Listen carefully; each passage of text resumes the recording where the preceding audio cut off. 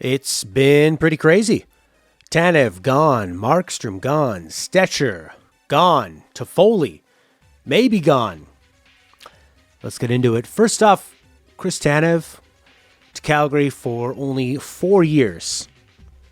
$18 million. That's $4.5 million annual. When I was thinking about keeping Tanev on the team, I thought, if you can get him for less than 5 and you're not paying for 5 years or 6 years, I think he's still pretty useful.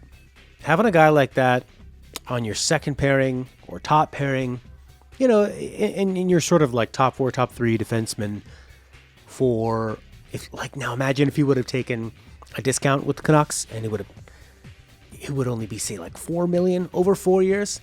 That's fantastic.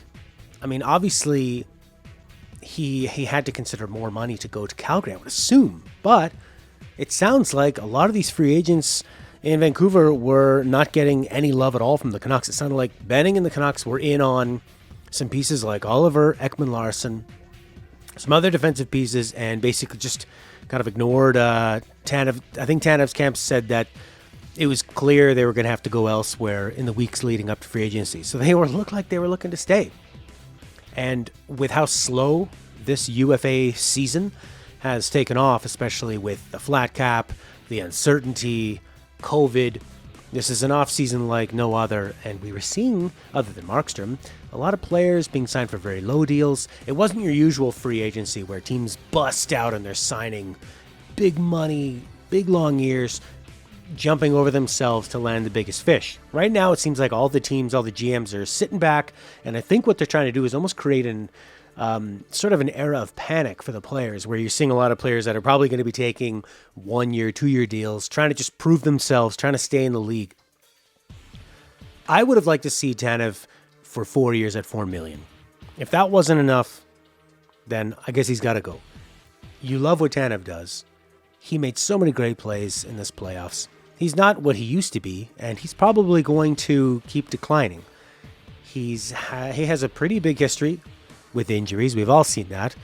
Because of the pandemic shutdown, we were able to get a fantastic season out of him and see him play and be ready for the playoffs. But it's really likely that in the next following years, say they did sign him for 4 years, that he would have been injured leading into the playoffs each of these next 4 years. So it was one of those ones where you love what he's done for the team, but you have to think of the future. And while I would have liked him at 4 years, $4 million, if he was initially demanding more, and then by the time he hit the market, this is what he went for, then we'll see. We'll let Calgary deal with Tanev Markstrom on the other side of 30. Markstrom in Calgary for 6 years, $6 million. Markstrom's been fantastic in the last couple of years. He's definitely a leader on the team. I saw some social media posts that Pettersson had said about how much Markstrom helped him. Markstrom has those leadership qualities, and it's just fantastic and was great in the playoffs. But for 6 years, goalies are so unpredictable. Really, I mean, you think of like Carey Price as the most sure shot, and he's had his up and down years.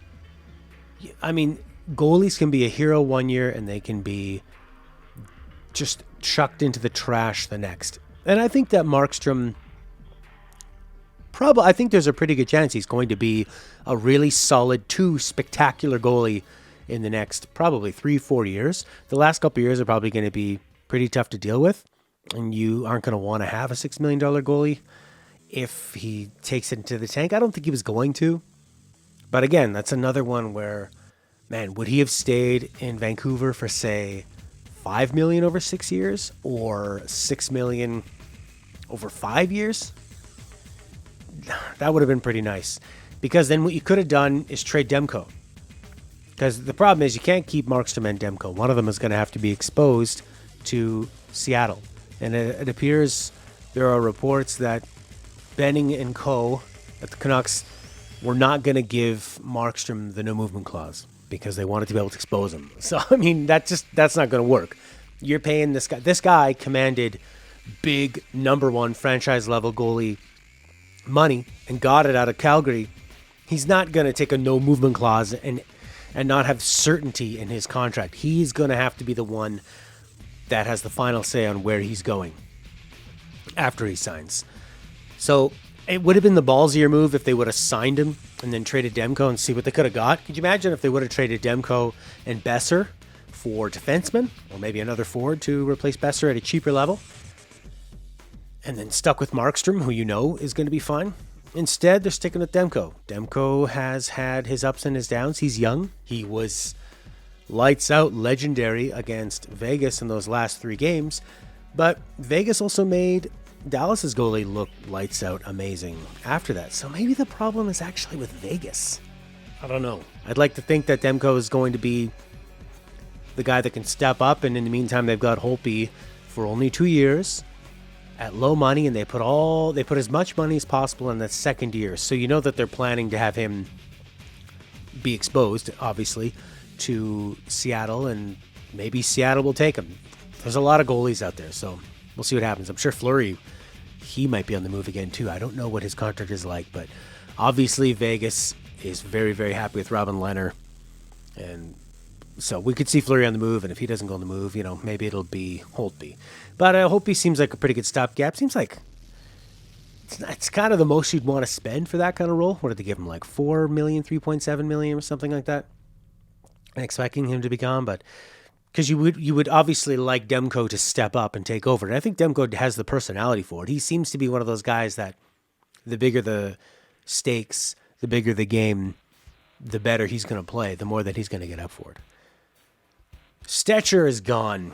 This one sucks. I really like Stecher on the third pairing if you can get him at the right price. And he went to Detroit for 2 years at 1.7. And there were 5 teams interested. Apparently the Canucks ignored him and went back only for desperation after they couldn't grab Tyson Barrie. They didn't want to overpay for Tyson Barrie, who went somewhere for a year and, like $4.5 million. Imagine how much money you would have to throw at Stecher to say, hey, want to come to the worst team in the league? Although with Ken Holland with Steve Yzerman. Sorry. Steve Yzerman's there now, the genius who basically built the Tampa Bay team that won the Cup, or most of it. Now he's in Detroit, and he's making some moves. You can see who they're after. That price certainty and being efficient with contracts, and they were really smart to get Stecher. Now imagine if you had been more welcoming to Stecher entering this period and talked him up to it and said, look, we want to make a deal with you. Can you give us a discount? Do you think Stecher, a guy that who's undrafted and signed with the Canucks, chose the Canucks, other teams were interested, you think he might have done it for 1.5? You could have had it like a 1.5 or 1.3 and maybe give him 4 years. So now you've got this guy that can move the puck, has a lot of passion, and can anchor your third pairing at, say, $1.5 million or less for 4 years. I would have loved that. And they didn't. And there he goes. He's going to go to Detroit. It's Stecher. I don't really want to see Stecher too high above that third pairing. I know that he always starts on Travis Green's third pairing and then works his way up. But I think in the playoffs, it was very obvious that he's not going to win you a Stanley Cup on your first pairing, obviously. And he can fill in on the second pairing. But I would have loved him as a sort of above average third pairing guy. For now, they're probably going to go back to Fantenberg. And I love Fantenberg on the third pairing for $1 million. I don't want Fantenberg and Ben. Hopefully one of the rookies can step up. Chatfield, Rathbone. We shall see. Maybe there'll be some other defensemen out there that just don't find places to land. But defensemen are super valued, man. They really, really are. Especially right shot defensemen. Oliver Ekman-Larsson. The Canucks were apparently really heavy into this, but would not give up the assets that Arizona's after. I think Arizona wanted their 2 top young forward assets, and the Canucks weren't going to do it. I think Ekman-Larsson would be really fantastic, obviously, to stick into that top 4 so that you either have Hughes or him on the ice or Edler for the whole game. You got one of those guys on. They can insulate your rookies. He looks like, this guy can move the puck. He's probably struggled in Arizona in the last year or so because Arizona sucks. Arizona's terrible. They're awful. Like everybody would struggle there. Even Taylor Hall wants out of there. So But I mean, he was making what, like $8 million? That's crazy. And for another 6 years, they've already offered Tyler Myers too much money. They've got too many of these low performing contracts that you just can't afford that.